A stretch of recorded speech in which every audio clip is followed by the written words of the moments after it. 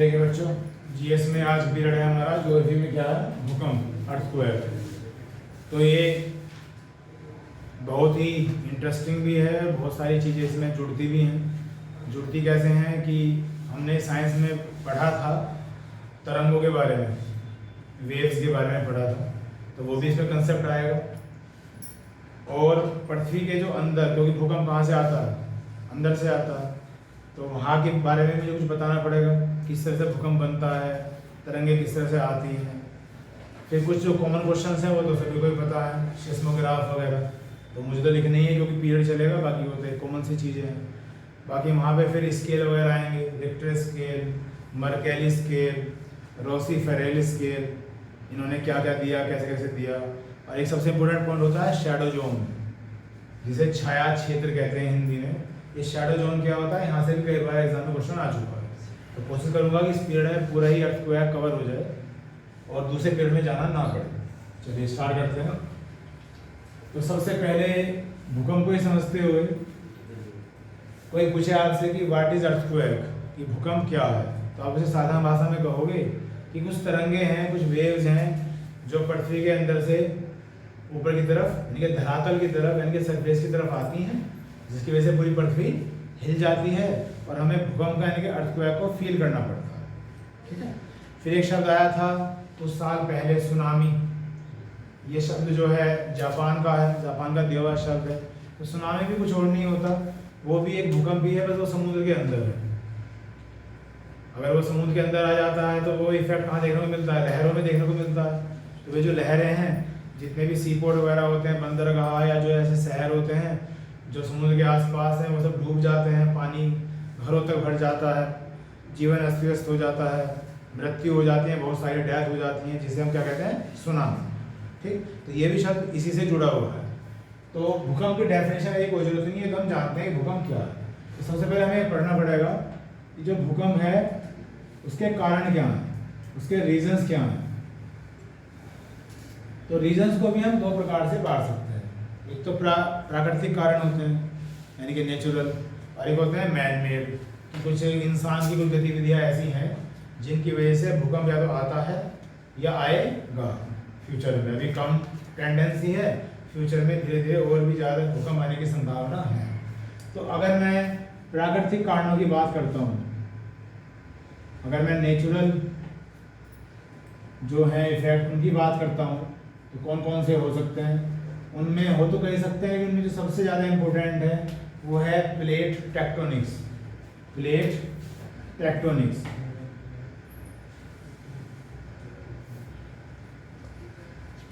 एक एक शब्द को ध्यान से समझना, जो थोड़े से नींद वगैरह में वो बाहर आ जाओ, 2 दिन का रेस्ट दे दिया मैंने आपको, अब करंट में आ जाओ, एक्टिव हो जाओ दिमाग। ठीक, प्लेट टेक्टोनिक्स को हिंदी में कहते हैं प्लेट विवर्तनिकी, प्लेट विवर्तनिकी कह देते हैं। दूसरा कारण हो सकता है वोल्केनो, यानी कि ज्वालामुखी, इरप्शन ऑफ वोल्केनो या वोल्केनिक इरप्शन बोल देते हैं, ज्वालामुखी का फटना। और तीसरा होता है हैवी लैंडस्लाइड्स, हैवी लैंडस्लाइड्स। तो हैवी का मतलब बहुत ज़्यादा बड़ा मात्रा में, लैंड का मतलब पृथ्वी खिसक गई, पृथ्वी का एक हिस्सा खिसक गया, स्लाइड हो गया। ठीक, तो ये जो 3 कारण मैंने लिखे, ये क्या है, प्राकृतिक है, नेचुरल है। और भी हो सकते हैं, टॉप प्रायोरिटी पे ये है, फर्स्ट पे ये, सेकंड पे ये, थर्ड पे ये, जिनकी वजह से भूकंप आता है। ठीक, उसके बाद दूसरा मैन मेड क्या हो सकते हैं, आदमियों की जो गतिविधियों से होते हैं, वो कौन कौन से हैं।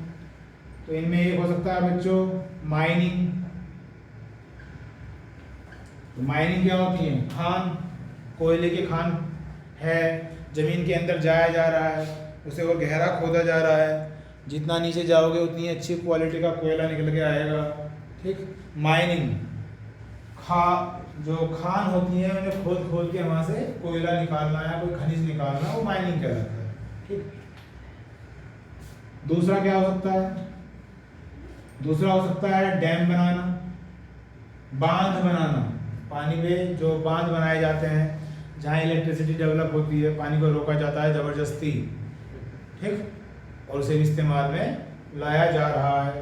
तो ये भी एक कारण हो सकता है किसका, भूकंप का। और तीसरा कारण हो सकता है माइनिंग हो गई, डैम हो गया, और एक होता है न्यूक्लियर टेस्ट, परमाणु परीक्षण, न्यूक्लियर टेस्ट। तो ये जो 3 कारण हैं ये प्रायोरिटी पे हैं, जो मैन मेड एक्टिविटीज हैं, जो इंसान अपने डेवलपमेंट के आधार पर करता रहता है। तो मोटे मोटे मैंने 6 कारण लिखे जो कहीं ना कहीं भूकंप का कारण माने जाते हैं, देखे या सुने जाते हैं। अब सबसे पहले इसे देखते हैं। प्लेट टेक्टोनिक्स में क्या कहा गया है, प्लेट विवर्तनिकी में कहा गया है कि जो पूरी पृथ्वी है वो किसी एक प्लेट पर टिकी हुई नहीं है, और वे 7 प्लेट है। There are 7 plates. पहले भी जब मैं ज्योग्राफी पढ़ा था, इसमें चर्चा होती रहती है, कोई भी टॉपिक चलेगा मोस्टली आता ही रहता है, क्योंकि बहुत सारी चीज़ें इनसे जुड़ी हुई है। तो इंडो ऑस्ट्रेलियन प्लेट है, जहाँ ये एशिया है वो क्या है, इंडो ऑस्ट्रेलियन प्लेट। ये प्लेट कौन कौन सी है वो तो बात की बात है, बस अभी थोड़ा सा बस हिंट दे रहा हूँ, वरना भूकंप रह जाएगा, ये शुरू हो जाएगा, ठीक। तो इंडो ऑस्ट्रेलियन प्लेट बताई मैंने, फिर यूरेशियन प्लेट बताई, ऐसे ऐसे 7 प्लेट है जिसे पूरी पृथ्वी टिकी हुई है, ठीक। अब यहाँ से हल्का सा साइंस आएगा, फिजिक्स, ठीक, वो कैसा आएगा देखते हैं। तो अभी मैंने ये बताया कि प्लेट टेक्टोनिक्स थ्योरी में हम ये पढ़ते हैं कि जो 7 प्लेट है वो गति कर रही हैं, they are not stagnant, they are in motion, वे गतिशील अवस्था में रहते हैं।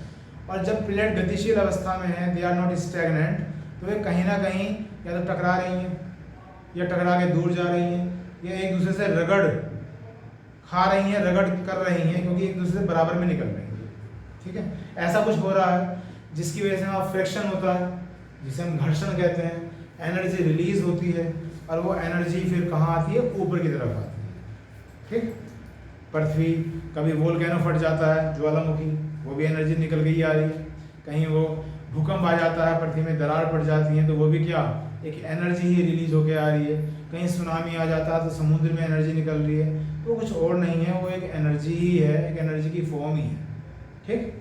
अब यहाँ पे हम बात करेंगे, अभी मैंने 3 केस बताए, जैसे मान लिया 2 प्लेट हैं, इसकी बात हो रही है प्लेट टेक्टोनिक्स की, और मान लिया ये दोनों प्लेट एक दूसरे की तरफ आ गई, तो ऑब्वियसली टकराएंगी भी। जब ये टकराएंगी तो हम देखते हैं कि एक प्लेट दूसरे के कुछ हिस्सा उसके अंदर भी घुस जाता है, तो ये हो गया टकराया और वापिस चला गया। एक होता है घुसने से मतलब मेरा है कि एक प्लेट दूसरे के अंदर पूरी घुस गई, उसकी जो बनावट है वो मेलफॉर्म हो गई, उसकी जो बनावट है वो थोड़ी सी बिगड़ गई, ठीक है, टक्कर लगी है। तो इसमें होता क्या है, इन्हें बाउंड्री कहा जाता है। तो ज्योग्राफी प्लस फिजिक्स एग्जाम में आ चुकी है ये चीज, तो ध्यान से सुनना। इसे कहा जाता है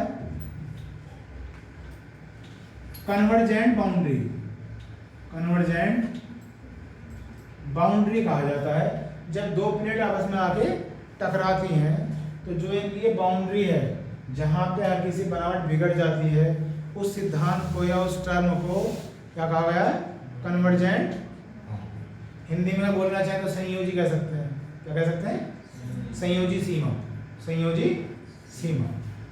अब इसमें जब भी कोई टकराहट होगी तो वहाँ कोई ना कोई, जैसे मैंने बताया, एनर्जी रिलीज होगी, वहाँ कोई ना कोई फोर्स प्रोड्यूस जरूर होगा। तो वो जो फोर्स प्रोड्यूस होता है वो किस तरह का हो सकता है, तो इसमें कंट्रैक्शन होता है। कंट्रैक्शन क्या होता है, सिकुड़ना, ठीक है। मैंने कहा था कि 2 टकराई तो उनकी बनावट थोड़ी सी चेंज हो जाएगी, वो टकराहट की वजह से, फोर्स की वजह से तो क्या सिकड़ाहट आई है थोड़ी सी, तो कोई कहे कि यहाँ कौन सा फोर्स प्रोड्यूस हुआ है, कंट्रैक्शन हुआ है, संकुचन बोलेंगे हिंदी में, ठीक है, संकुचन में, ये टर्म याद रखना। उसके बाद मान लिया मैंने दूसरा लिया कि 2 प्लेट है फिर, और अब ये अपोजिट जा रही है एक दूसरे के, टकरा नहीं रही है, अपोजिट जा रही है, पास आई, स्ट्राइक हुई, स्ट्राइक होने के बाद फिर वापस जा रही है। तो यहाँ पे इस बाउंड्री को बोलते हैं डाइवर्जेंट बाउंड्री। इंग्लिश में भी अगर हम पढ़ेंगे तो डाइवर्जेंट का मतलब होता है अलग अलग होना, कन्वर्जेंट का मतलब होता है मिल जाना, ठीक। तो डाइवर्जेंट बाउंड्री बोलते हैं। जैसे मैंने हिंदी में बोला था क्या, संयोजी, यहाँ बोलेंगे वियोजी। क्या बोलेंगे? वियोजी सीमा, वियोजी सीमा। हिंदी में लिख देता हूँ शब्द। और यहाँ पे जो फोर्स प्रोड्यूस होता है उसे कहते हैं टेंशन, तनाव बल। क्या होता है? तनाव बल। टेंशन आपने पढ़ी होगी, थोड़ा सा बताता हूँ। जैसे मान लीजिए यहाँ से मैंने एक इस तरह से एक डोर लटका रखी है। ये क्या है? स्पिन है, घूमने वाला। जैसे कुएं में से पानी नहीं निकालते, पुली कह सकते हैं। तो उसे खींचते हैं, उसके ऊपर चलती रहती है। और यहाँ मैंने कोई वेट लटका रखा है, वजन। तो जो mg होगा, mg का मतलब इसका टोटल वेट, वो तो नीचे की तरफ एक्ट करेगा। कोई पूछेगी ऊपर की तरफ एक्ट क्या करेगा? टेंशन, तनाव बल ऊपर की तरफ होगा। तो इससे पता चलता है कि जहाँ अपोजिट सेंस होती है वहाँ क्या होता है? तनाव होता है, टेंशन होती है। तो कोई आपसे पूछे कि जब प्लेट टेक्टोनिक्स के अंदर प्लेट टकरा के वापस जाएंगी तो वहाँ कौन सा फोर्स काम करता है? तो आप बोलेंगे टेंशन फोर्स काम करता है। उसके बाद तीसरा है कि कुछ प्लेट ऐसी हैं जिनका मूवमेंट ऊपर नीचे है। ऐसे कुछ है जो मैंने तीसरी बात बताई थी, रगस खा के जा रही हैं, टकराने में ज़्यादा नहीं है, हल्का सा टच करके निकल जाना। ठीक, तो इसे कहा जाता है शेयरिंग। कि जो वहां फोर्स प्रोड्यूस हुआ, जो वहां एनर्जी रिलीज हुई, किसकी वजह से हुई? ये चीज आप मैकेनिक्स में भी पढ़ सकते हो, जो ब्रांच होती है फिजिक्स की, है ना, वहां भी ये चीज देखने को मिलेगी। बाकी इंपॉर्टेंट चीज है, सब भूकंप से संबंधित है। पूरा जड़ से लेके चला हूं मैं भूकंप को। पता नहीं स्पीड में पूरा कर पाऊंगा या नहीं, कोशिश तो करूंगा पूरी। फिर बहुत सारी चीजें होती हैं बताने के लिए। और इस तरह का जो टच होता है इसे कहते हैं टेंजेंशियल, टेंजेंशियल बाउंड्री, जिसे कह सकते हैं स्पर्श सीमा। टेंजेंशियल बाउंड्री या स्पर्श सीमा। तो मैंने अभी आपको बताया कि पृथ्वी के अंदर जो है कुछ प्लेट हैं और वहाँ इस तरह से 3 तरह के मूवमेंट आ सकते हैं, जिनकी वजह से वहाँ पे कोई फोर्स काम करेगा, कोई एनर्जी रिलीज होगी और एनर्जी फिर वो पृथ्वी को फाड़ के बाहर निकल के आएगी। अब यहाँ एक क्वेश्चन मेरा ये होता है, मैं पहले भी बता चुका हूँ आपको, मुझे उम्मीद है कि आप बताएंगे। कोई एनर्जी, मान लो ये पृथ्वी है और मान लो यहाँ से एनर्जी बनी और रिलीज हुई, तो ये हम कह रहे हैं ऊपर को आएगी, तो नीचे क्यों नहीं जाती? हम कह रहे हैं कि वो ऊपर आएगी, क्योंकि अर्थक्वेक तो ऊपर ही फील होगा। क्यों भाई? नीचे उन्होंने बैरियर लगा रखे हैं, कुछ पुलिस थाना खोल रखा है कि भाई यहाँ एंट्री मना है, नीचे क्यों नहीं जाए? पहले भी चर्चा कर चुके हैं, क्योंकि जैसे जैसे हम पृथ्वी के अंदर जाते हैं टेम्परेचर बढ़ता है। सबसे ज़्यादा टेम्परेचर कहाँ है? उसकी कोर में है, उसका भी जिक्र होगा। और हमेशा फिजिक्स में भी पढ़ के आए हैं, कौन से रूल में पढ़ के आए हैं? ऊष्मागतिकी का प्रथम नियम, फर्स्ट लॉ ऑफ थर्मोडायनामिक्स, की जो हीट है वो ज़्यादा टेम्परेचर से कम टेम्परेचर की तरफ फ्लो होती है, चलती है, तो नीचे नहीं जा सकती। कहाँ आएगी? ऊपर। या तो ज्वालामुखी फटेगा या भूकंप हो। फिलहाल हम भूकंप की बात करते हैं, ये बात क्लियर हुई? तो प्लेट टेक्टोनिक्स इस तरह से भूकंप लाता है। अभी मैं भूकंप भी बोलूँगा। वोल्केनो की बात भी यही होगी, एनर्जी रिलीज हो रही है, जब वोल्केनो फटेगा तो फिर हलचल तो पैदा होगी, तो वो भी भूकंप का कारण है। और हैवी लैंडस्लाइड मतलब बहुत सारे पहाड़ हैं या जमीन के अंदर भी है, उसका भी मुझे थोड़ा सा बताना पड़ेगा, जल्दी बता देता हूँ ओरली करके। वही बात है, बताएंगे तो बहुत कुछ होता है। मतलब मैं कह रहा हूँ कि ज्वालामुखी फटा तो नीचे से लावा बना। लावा का मतलब इसे मैग्मा बोलते हैं। वो मैग्मा नीचे तो था, जो बाहर आके रिलीज हुआ और फिर वो उसकी क्या बन गई? चट्टान बन गई। ग्रेनाइट बन गया, बेसाल्ट बन गया, पेगमाटाइट बन गया, डायोराइट बन गया, ग्रेबो बन गया।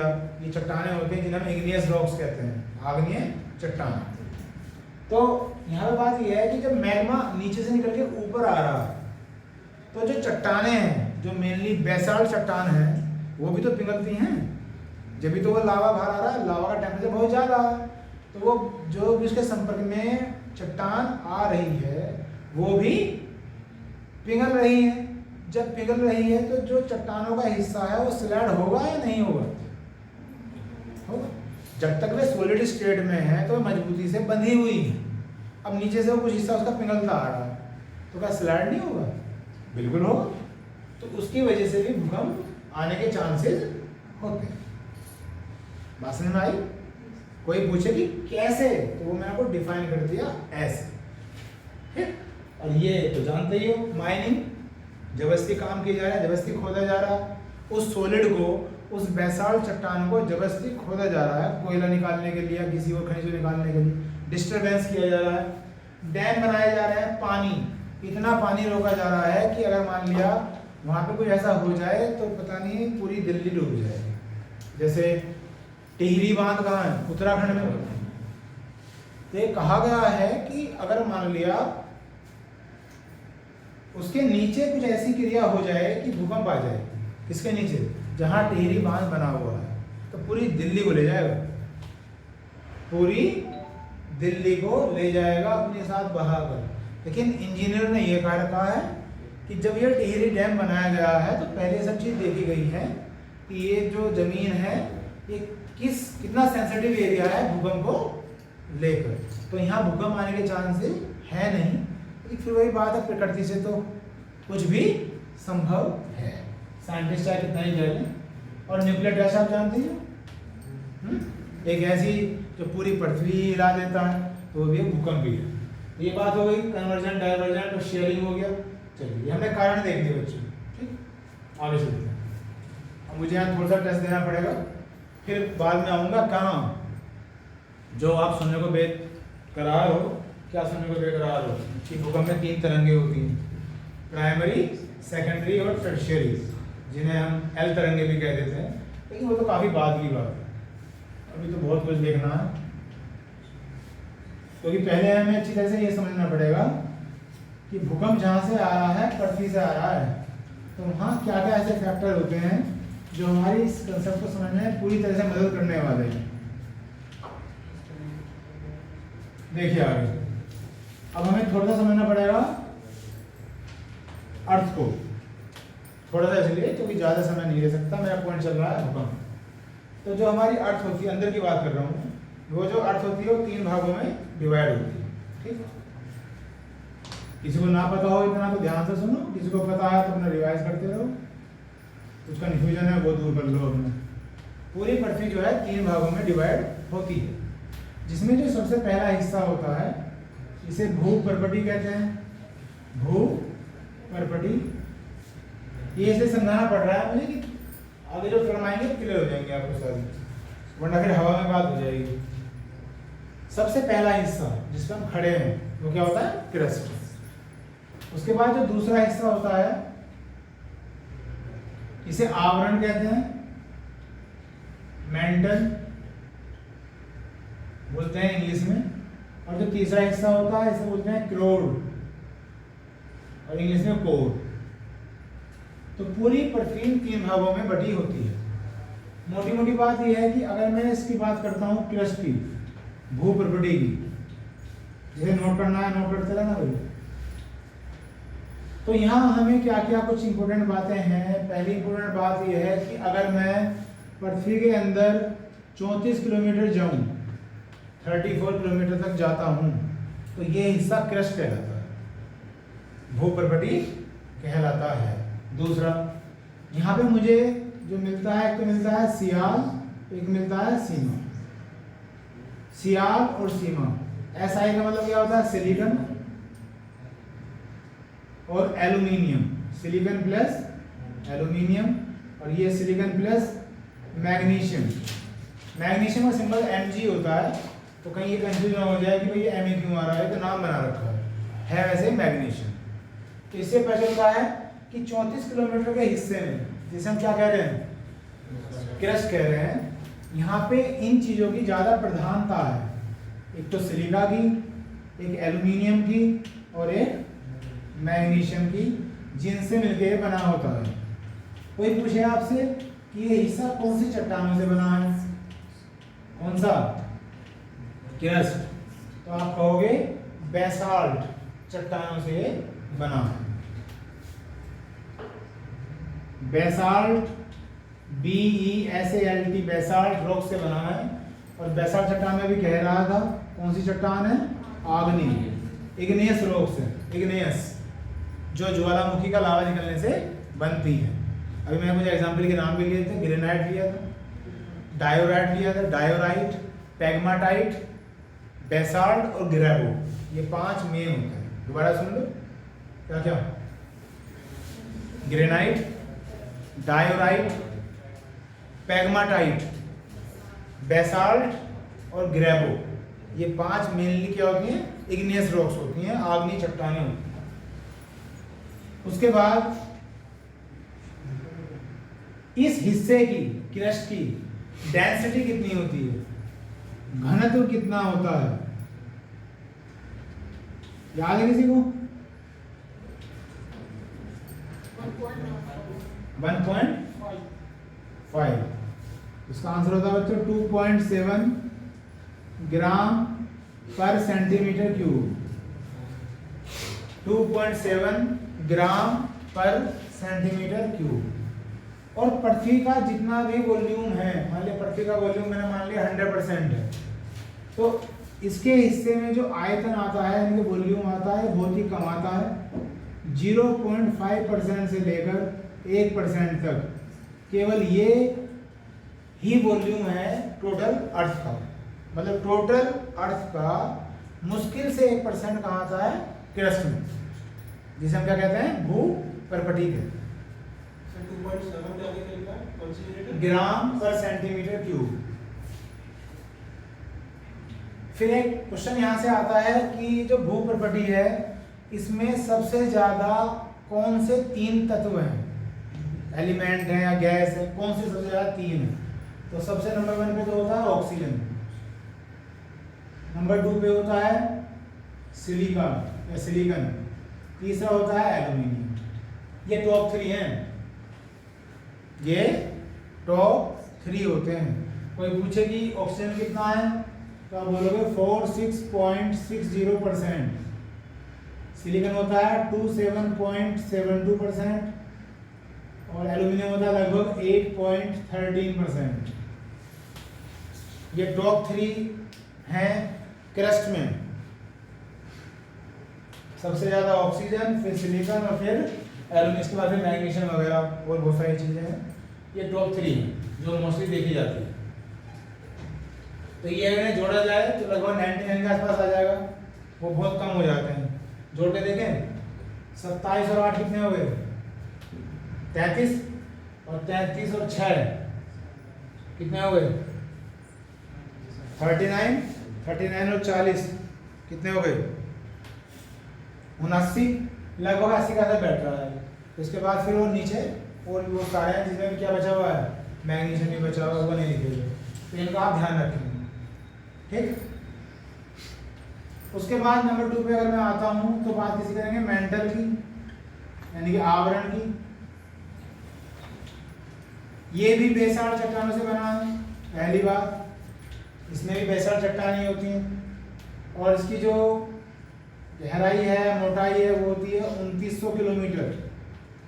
34 किलोमीटर के बाद जब आप चलना शुरू करोगे, लगभग 2900 किलोमीटर तक जो हिस्सा पाया जाता है पृथ्वी के अंदर, वही है मेंटल, यानी कि आवरण, जो सबसे ज्यादा है तीनों में। उसके बाद इसकी जो बच्चों डेंसिटी होती है, यानी कि घनत्व, वो है 3.5 से 5.5 के बीच में ग्राम पर सेंटीमीटर क्यूब, क्योंकि काफी बड़ा हिस्सा है, लगभग 3000 किलोमीटर, तो कहीं 3.5 है, कहीं उससे ज्यादा है, कहीं उससे ज्यादा है, ये देखा जाता है 3.5 से 5.5 के बीच में। और जो इसका वॉल्यूम है, यानी कि आयतन, वो पूरी पृथ्वी का होता है 83%, जो मैंने बताया सबसे ज्यादा है। पूरी पृथ्वी का 83% आता है मेंटल में, यानी कि आवरण। और उसके बाद तीसरा है कोर, जिसे क्रोड कहते हैं। तो ये आप जानते ही हैं किससे बना है, निफे से। Ni का मतलब निकिल, अभी बात कर ही रहे थे 2 दिन पहले जब फिजिक्स पढ़ रहे थे। और Fe का मतलब आयरन। तो इसमें इन दोनों चीजों की ज्यादा प्रधानता है। कोर और जी इसकी जो डेंसिटी होती है बच्चों, यानी कि जो इसका घनत्व है वो है 13 ग्राम बटे सेंटीमीटर क्यूब, 13 ग्राम बटे सेंटीमीटर क्यूब। और जो इसका वॉल्यूम होता है यानी कि आयतन, वो होता है लगभग 18%। अगर मैं देखता हूँ ये कितना था, 83, 18 यानी 16% मानिए, 16% 16, क्योंकि 83 में जब मैं 16 जोड़ूंगा कितना हो जाएगा 99, और 0.5 से 1 ये था, कहाँ गया सबसे नंबर 1। इससे से पूरी पृथ्वी डिवाइडेड है इन 3 हिस्सों में। ठीक है, यहाँ तक ये थोड़ा सा मैंने आपको अंदर का समझा दिया, ताकि जब मैं थोड़ा सा आगे पढ़ाऊंगा तो आपको हेल्प मिले।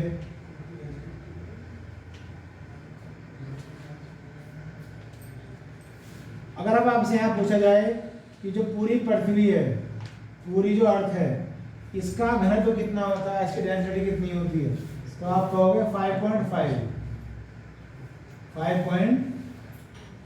ये मैंने इनके हिस्सों के बताए, अब मैंने बताया पूरी पृथ्वी का। ठीक, और ये जो मैं बाबा लिख रहा हूँ ग्राम पर सेंटीमीटर क्यूब, तो ये तो जानते ही है यूनिट है किसकी, डेंसिटी की। बार बार लिखता रहता हूँ कि जो डेंसिटी का फार्मूला होता है वो होता है मास अपॉन वॉल्यूम, यानी कि घनत्व बराबर द्रव्यमान बटे आयतन, घनत्व बराबर द्रव्यमान बटे, और मास को मैंने ग्राम में रिप्रेजेंट कर रखा है और वॉल्यूम को रखा है सेंटीमीटर क्यूब। इन 3 आंकड़ों से पता चल रहा है बच्चों कि जैसे जैसे हम पृथ्वी के गर्भ में जा रहे हैं, अंदर जा रहे हैं, तो डेंसिटी इंक्रीज हो रही है। हो रही है नहीं हो रही है? क्योंकि सबसे ऊपर कितनी थी 2.7, फिर थोड़ा और अंदर गए 3.5 से 5.5, और फिर एंड में चले गए तो 13। ये बात ध्यान रखना, जैसे जैसे पृथ्वी के अंदर जाएंगे डेंसिटी हमेशा इंक्रीज होती है, टेम्परेचर भी हमेशा इंक्रीज होता है, और प्रेशर भी हमेशा इंक्रीज होता है। तीनों चीज इंक्रीज होती हैं तो दुविधा की कोई आवश्यकता ही नहीं। घनत्व भी बढ़ेगा, तापमान भी बढ़ेगा, और दाब भी बढ़ेगा। ठीक, अब इसके मायने क्या हैं? इसके मायने ये होते हैं बच्चों कि मान लिया मैं ऊपर क्रस्ट में हूँ, और क्रस्ट कहाँ है 34 किलोमीटर तक, जैसे मैंने बताया आपको। तो थोड़ा सा अंदर जाके या ऊपर थोड़ा बहुत तो फर्क होगा, ये तो एक एवरेज बात होती है। 2.7 कहाँ गया, ये तो एक एवरेज बात है पूरी किसके लिए, पूरे क्रस्ट के लिए। तो अगर मान लिया मैं 1 सेंटीमीटर क्यूब मिट्टी खोद लेता हूँ, 1 सेंटीमीटर क्यूब का मतलब 1 सेंटीमीटर चौड़ाई, 1 सेंटीमीटर गहराई और 1 सेंटीमीटर लंबाई, क्यूब बना दिया और इतनी मिट्टी ले ली, तो जो उसका वजन आएगा वो इतना आएगा 2.7 ग्राम। ये तो मायने हुए इसके। अगर मैं उतनी ही मिट्टी खोदता हूँ कहाँ, मेंटल में, तो उसका वजन मिलेगा मुझे 3.5 से 5.5 के बीच में। और इतनी ही मिट्टी खोदता हूँ मैं कोर में, तो उसका वजन मिलेगा मुझे 13 ग्राम, उसका मास मिलेगा 13। जब मैं पूरी पृथ्वी पे कहीं भी खोद लेता हूँ इन चीज़ों का ध्यान ना करते हुए, तो मिलेगा मुझे 5.5 ग्राम। यहाँ कोई स्टूडेंट मैथ्स का ये भी सोच सकता है कि जब इन तीनों का एवरेज निकाल लिया जाए तो ये आ जाएगा, लेकिन ऐसा होने का नहीं है। एवरेज कुछ और होगा और ये कुछ और होगा। उसका रीज़न ये होता है क्योंकि पृथ्वी पे सारी चीज़ें एक से नहीं है, कहीं मोल्टन स्टेट में है, कहीं सॉलिड स्टेट में है, कहीं अर्ध तरल अवस्था में है। अर्ध तरल का मतलब जैसे जेली होती है। तो इसलिए जब हम इनका एवरेज निकालेंगे तो वो जो अर्थमेटिक मीन है वो काम नहीं करेगा, मतलब वो ये वाली फिगर नहीं आएगी। कभी आप सोच रहे हो कि भाई तीनों को जोड़ दें, अगर मैं 3 से भाग दे दूं तो फिर ये आना चाहिए। वो चीज़ तभी पॉसिबल है जब सारा सॉलिड ही होता, तब वो चीज़ पॉसिबल है। तो ऐसा अगर कोई प्रैक्टिकल करें तो ना करें। उसके बाद पृथ्वी की जो रेडियस होती है, त्रिज्या, वो कितनी होती है बताओ भाई? 6370 किलोमीटर लगभग, कहीं 75 भी लिखा जाता है। 6370 किलोमीटर। तो तो समझते ही हो, ये हो गया पृथ्वी यहाँ से यहाँ तक 6370 किलोमीटर ये रेडियस होती है। और एक बात और रह गई, अगर मैं पृथ्वी के नीचे जाऊं तो कितना मीटर जाऊं जिससे 1 डिग्री सेल्सियस टेम्परेचर बढ़ जाए? 34 मीटर, कहीं कहीं 33 मीटर भी लिखा होता है। तो लगभग अगर 33 मीटर नीचे जाएंगे तो 1 डिग्री सेल्सियस टेम्परेचर बढ़ जाएगा। ये तो मैंने कहा ही है कि टेम्परेचर बढ़ता है। अगर 33 या 34 मीटर नीचे चले गए, मीटर कह रहा हूँ, मीटर सिर्फ मीटर, किलोमीटर में चले जाना, तो 1 डिग्री सेल्सियस टेम्परेचर बढ़ जाता है, जिसमें देखा जाता है कि जो कोर है वहाँ पे जो टेम्परेचर मिलता है वो मिलता है लगभग 5500-6000 डिग्री सेल्सियस, इतना ज़्यादा बढ़ जाता है। तो ये जानकारी भी होनी चाहिए थी हमें, इसलिए मैंने आपको ये भी सब समझा के थोड़ा सा ओवरव्यू दे दिया। ये थोड़ा सा आप याद रखेंगे। सर जो वोल्केनो का मैग्मा है तो कौन से लेयर से आता है? कोर से या फिर मेंटल से? कौन से? वोल्केनो का जो मैग्मा कौन से लेयर से आता है? कोर से आता है क्या? लेयर नहीं समझ रहा मैं। क्रस्ट, मेटल, कोर किस में? अच्छा, इसमें सबसे ऊपर वाले से आता है क्रस्ट। कुछ हिस्सा ये कह सकते हैं कि मेंटल का ऊपरी हिस्सा, क्योंकि जब हम इसे डीप पढ़ेंगे, डीप से मतलब जहाँ यहाँ पे लिखा होगा पृथ्वी की आंतरिक संरचना, internal structure of the earth, तो वहाँ पे फिर इन 3 के भी हिस्से होते हैं। साइंटिस्टों ने वहाँ पे दे रखा है और अपर और लोअर बता रखा है। तो फिर वहाँ पे बताया गया है कि मोस्टली तो जो मैग्मा निकल के आता है वो कहाँ से आएगा? क्रस्ट से। लेकिन मेंटल का यानी कि आवरण का अगर ऊपरी हिस्सा भी ले लिया जाए तो वो भी उसमें शामिल होता है। जितना मैंने अभी आपको पढ़ाया समझ में आया आपको? हाँ,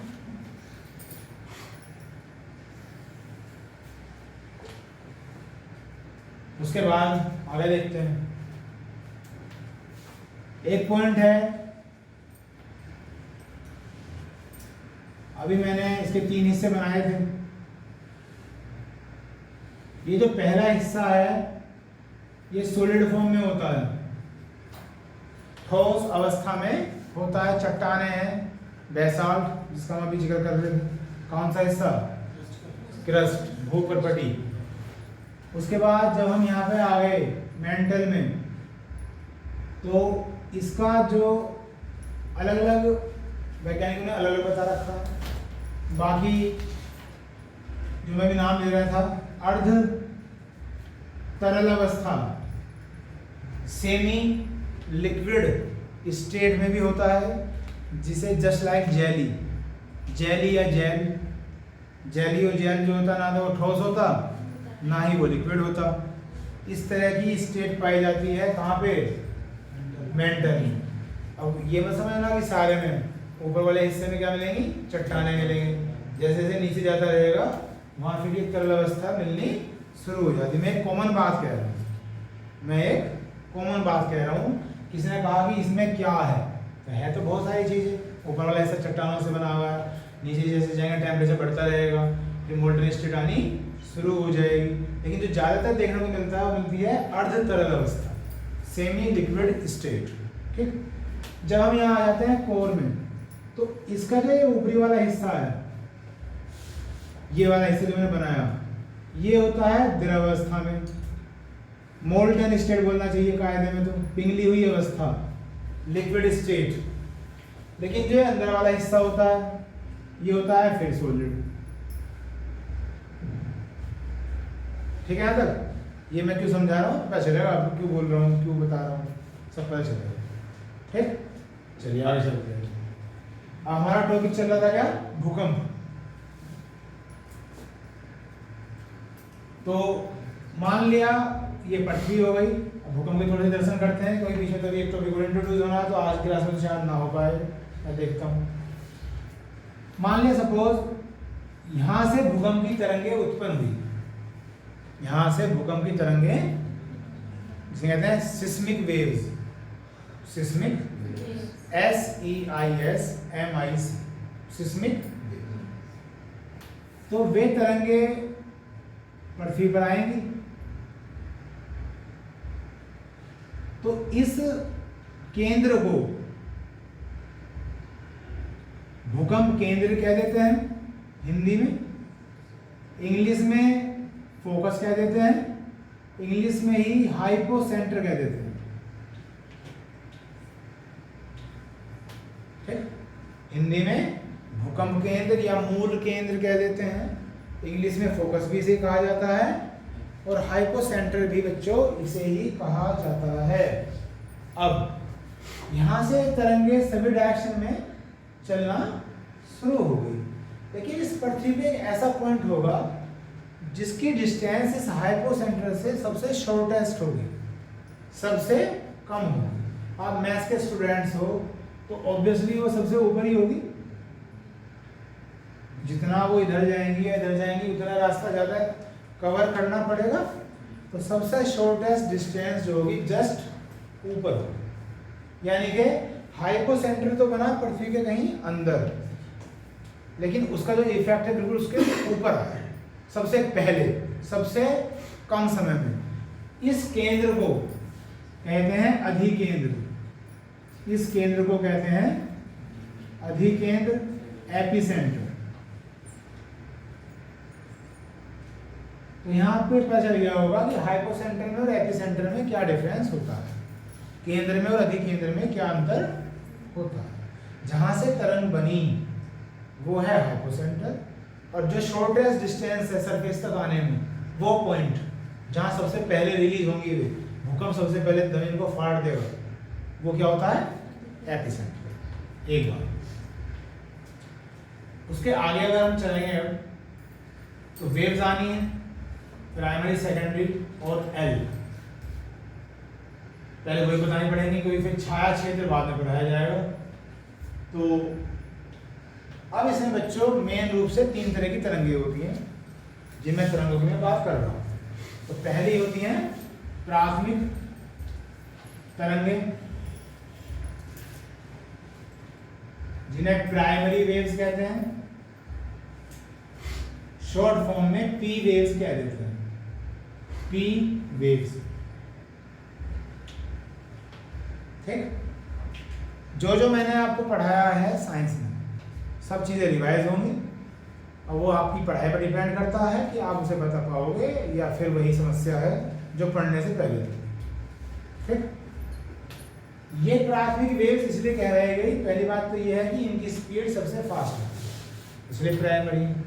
अगर हम इनकी स्पीड की बात करते हैं तो इनकी स्पीड होती है बच्चों 8 किलोमीटर पर सेकेंड। 1 सेकंड में 8 किलोमीटर चलेंगे, सबसे तेज, सबसे फास्टेस्ट तीनों तरंगों में प्राइमरी वेव। दूसरी बात, तीनों मीडियम में जा सकती हैं, सॉलिड हो, लिक्विड हो या गैस हो, कोई भी मीडियम ऐसा नहीं है जो इन्हें रोक पाएगा। सॉलिड, लिक्विड या गैस, ठोस, द्रव या गैस, तीनों माध्यमों में निकल जाती हैं, पार हो जाती हैं। तो अब आपसे मेरा क्वेश्चन ये है, ये कौन सी तरंगे हुई? बोलो बोलो, बोलो भी ऐसे हो। गामा किरणें हुई। तो ये गामा किरणें हुई। मैंने आपसे पूछा भाई कौन सी तरंगे हुई, तो आपने कहा है गामा किरणें। ठीक, चलिए अब इसे भी है रहने दो, वापिस आ जाओ थोड़ी देर के लिए तरंग में, जो मैंने अभी साइंस में पढ़ाया था। हाँ जी, मैकेनिकल वेव, तरंग। जिसने पढ़ा है या नहीं पढ़ा है, देखो जिसने नहीं पढ़ा है वो भी ऐसे ही, और जिसने पढ़े हैं, इसलिए मैं कहता हूँ कंपटीशन की शुरुआत तो उस दिन से है जिस दिन से आपने सीखना शुरू कर दिया, बस खत्म बात। कंपटीशन ऐसा होता ही नहीं है जी ज्योग्राफी में फिजिक्स क्यों पढ़ा रहे हो, अब देखो फिजिक्स ही आएगा सर, यहाँ तो बस नॉलेज चाहिए बच्चों। यहाँ आपको ये बताया गया था कि तरंग जो होती हैं दो प्रकार की होती हैं, एक तो होती हैं यांत्रिक तरंग, एक होती हैं अयांत्रिक तरंग जिन्हें हम मैकेनिकल या नॉन मैकेनिकल वेव कहते हैं। एक तो मैंने बताया क्या, यांत्रिक, और दूसरी अयांत्रिक। इंग्लिश में कहते हैं इसे मैकेनिकल वेव, इसे कहते हैं नॉन मैकेनिकल वेव। तो इनमें अंतर ही यही था कि जो मैकेनिकल वेव थी इनके चलने के लिए मीडियम ही चाहिए, या तो ठोस हो या द्रव हो या गैस हो, कोई मीडियम अगर होगा तभी ये चलेगी, तभी ये प्रोपागेट होंगी, इनका प्रोपागेशन तभी होगा, अन्यथा होगा ही नहीं। तो साफ साफ पता है कि वैक्यूम में ये नहीं चल सकती। वैक्यूम का मतलब क्या होता है, निर्वात, जहाँ कोई मीडियम नहीं। तो इनके लिए कोई ना कोई माध्यम, कोई ना कोई मीडियम जरूरी है, एक बार ठीक। और अयांत्रिक तरंग, इनके लिए कोई भी माध्यम जरूरी नहीं है, नाम ही उल्टा है, यांत्रिक अयांत्रिक, मैकेनिकल नॉन मैकेनिकल, एक डिफरेंस हो गया। अब ये जो यांत्रिक तरंगें होती हैं मैकेनिकल, ये दो होती हैं, अनुदैर्ध्य और अनुप्रस्थ, ये हम पढ़ते ही रहेंगे ठीक। अब ये जो भूकंप की तरंगे हैं तो ये भी तरंगे हैं, किसी किताब ने लिख के दिखाई हो या ना लिख के दिखाई हो, तो ये भी तो या तो यांत्रिक होंगी या अयांत्रिक होंगी, या अनुदैर्ध्य होंगी या अनुप्रस्थ होंगी, होंगी तो जरूर, आप उसे पढ़ रहे हो या ना पढ़ रहे हो वो आप पर डिपेंड करेगा। तो अब आप मुझे बताएं, ये जो प्राइमरी वेव्स थी ये मैकेनिकल होंगी नॉन मैकेनिकल, मैकेनिकल होंगी, क्लियर है बात यहाँ तक। अब मैकेनिकल को दो हिस्सों में बांट दिया, अनुदैर्ध्य को कहते हैं लॉन्गिट्यूडनल, LONGITUDINAL, लॉन्गिट्यूडनल वेव्स, और इन्हें कहते हैं transverse, TRANSVERSE, transverse waves. For your best of knowledge आप मुझे फिर समझाएं, कौन एक बताएगा व्हाट इज लॉन्गिट्यूडनल वेव। दोनों का डायरेक्शन सेम हो, ये इसका भी हो सकता है आप सही बोल रहे हो लेकिन डेफिनेशन सही नहीं बताई आपने, कुछ और शब्दों का अच्छे से, ताकि मुझे क्लियरिटी ज़्यादा हो जाए। हमने कहा दोनों के डायरेक्शन सेम हो, पता नहीं कौन दोनों, राम और श्याम या सीता और गीता।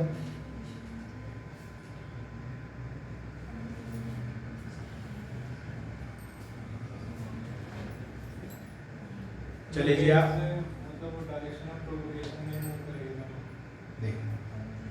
ये बताया गया था आपको, जिस डायरेक्शन में तरंग जा रही है, एरो खींच खींच के बनाकर समझाया था, और हाल वही है आज।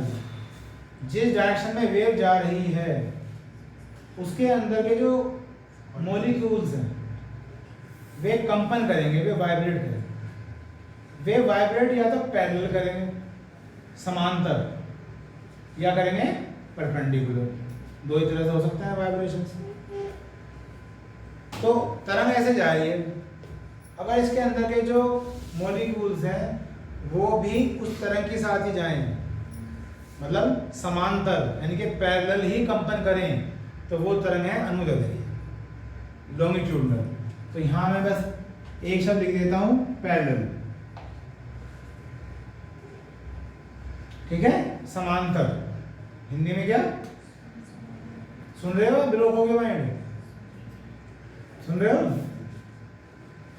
अब वही समस्या है ना मेरी, भूकंप तो अब तक दो खत्म हो जाते, दो। अब मुझे मैं क्या चला था, वो पीरियड तो खत्म करता पर होगा नहीं मुझसे, क्योंकि मैं भी काट काट के पढ़ाया नहीं जाता, समस्या मेरी है। तो पैरेलल, जैसे तरंग जा रही है ऐसे उसके वाइब्रेशन हो रहे हैं, और अगर मान लिया मॉलिक्यूल के वाइब्रेशन हो जाए क्या परपेंडिकुलर इस तरह से, तो क्या हो जाती है अनुप्रस्थ में। यहाँ पे होंगे परपेंडिकुलर, जिसे हिंदी में बोलते हैं लंबवत। ये तो इनमें अंतर हो गया, ठीक है जी। अब हमने पता कर ली कि जो प्राइमरी वेव है वो क्या है, यांत्रिक है, यानी कि मैकेनिकल वेव है। और मैकेनिकल वेव होती है दो, एक तो लॉन्गिट्यूडनल और एक ट्रांसवर्स। तो भाई अब इनमें से कौन सी है? तो दो उंगली है, कोई कहेगा लॉन्गिट्यूडनल और कोई कहेगा ट्रांसवर्स, लेकिन लॉजिक कुछ नहीं है। मैं भी पूछ दूं क्यों, खत्म हो जाएगा मामला है, क्योंकि दो उंगली दी गई, एक ही तो पकड़नी है। अगर मैं पूछूं क्यों तो समझ गए मेरी। चलो जी, पहली बात तो ये, पहले मैं आपको और इसे समझाता हूँ, इसे अनुदैर्ध्य तरंग को और समझाता हूँ। हाँ, समझाया तो कितना भी जा सकता है। देखो एक एग्जांपल दे रहा हूँ आपको समझाने के लिए, कौन सी तरंग का, अनुदैर्ध्य लॉन्गिट्यूडनल वेव। आपको कुछ याद आएगी, पता नहीं आएगी भी या नहीं आएगी।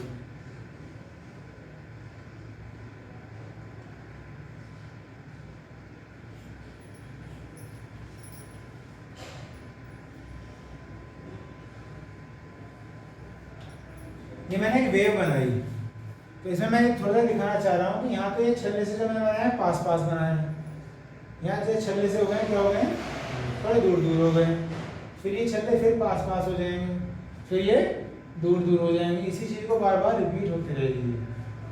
तो मैंने ये बताया लॉन्गिट्यूडनल वेव वो है बच्चों जिसमें मॉलिक्यूल वाइब्रेट हो पैरेलल, जिस दिशा में तरंग जा रही हो उसी दिशा में। तो होता क्या है, यहाँ पे इसे क्या बोलते हैं, कंट्रैक्शन बोलते हैं, वही सिकुड़ना, और यहाँ पे फिर वो वेव अपने नॉर्मल स्टेट में आ जाती है। तो हुआ क्या, हुआ ये कि जो वाइब्रेशन हो रहे थे उन्होंने यहाँ पे एक एनर्जी दी। भाई कोई चीज़ खींच रहे हो आप, एक स्प्रिंग ले लो आप, स्प्रिंग आप खींच रहे हो, छोड़ते के साथ ही अपने नॉर्मल स्टेट में आ जाएगा। तो वो खींचा इसलिए क्योंकि आपने उसमें फोर्स दिया, सीधी सी बात। तो अगर ये वेव यहाँ कंट्रैक्ट हो रही है, सिकुड़ रही है, तो कोई फोर्स है, कोई एनर्जी है, फिर धीरे से थोड़ी देर बाद वो अपनी ओरिजिनल स्टेट में आ जाएगी, फिर ऐसी हो जाएगी। तो ये ऐसा तब होता है जब उसमें कुछ ऐसे पार्टिकल हों जो उसे वाइब्रेट कर ले हो पैरेलल आगे की तरफ। यहाँ से जो एनर्जी उसमें डेवलप हुई वो ही उसे आगे क्या कर रही है, प्रोपागेट कर रही है, किसे, तरंग को। ये भी रिलैक्स हो गई, किसकी वजह से रिलैक्स हो गई, यहाँ जो एनर्जी रिलीज हुई थी उसकी वजह से रिलैक्स हो गई। अब यहाँ एनर्जी खत्म होने वाली है, फिर अपनी प्री स्टेट को दोहराएगी, यहाँ फिर एनर्जी रिस्टोर होगी और फिर रिलैक्स स्टेट में हो जाएगी। तो तरंग चलती रहेगी। एक समझ लो साधारण सी भाषा, स्प्रिंग खिंच गया खुल गया, खिंच गया खुल गया, और वो तरंग आगे की तरफ मूवमेंट में आती जा रही है। ये एक लॉन्गिट्यूडनल वेव का उदाहरण होता है। अगर फिजिक्स की बुक वगैरह में देखोगे आप, यहाँ कंट्रैक्शन लिखा होता है, यहाँ लिखा होता है रेयरफैक्शन। क्या लिखा होता है, बाकी उन्हें सबको तो छोड़ो। अब ये जो तरंग है प्राइमरी वेव, ये कौन सी बताई मैंने, अनुदैर्ध्य बताई, यानी कि लॉन्गिट्यूडनल बताई। और जो हम पढ़ते हैं ध्वनि तरंग, साउंड वेव, वो भी यही है। ठीक है, लिख भी देता हूं, ध्वनि तरंग। कोई पूछे कि साउंड वेव कौन सी तरंग है, वो भी लॉन्गिट्यूडनल। ठीक है ना। तो इससे पता चल गया बच्चों कि जो प्राइमरी वेव थी वो कौन सी है, मैकेनिकल है, और मैकेनिकल कौन सी, लॉन्गिट्यूडनल, यानी कि अनुदैर्ध्य तरंग है। स्पीड कितनी है, 8 किलोमीटर/सेकंड। सबसे पहले पूछेगी हर जगह, कोई भी मीडियम इसे रोक ही नहीं पाएगा, पृथ्वी के अंदर सॉलिड हो, लिक्विड हो या गैस हो।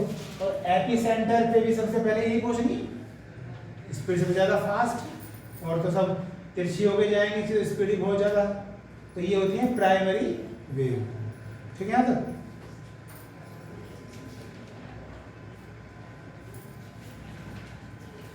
बेटा मैं पीरियड रोकना पड़ेगा, बाकी फिर कल कराऊंगा आगे का। आज इस पीरियड में रहने देते हैं, फिर नेक्स्ट पीरियड में कंटिन्यू करेंगे।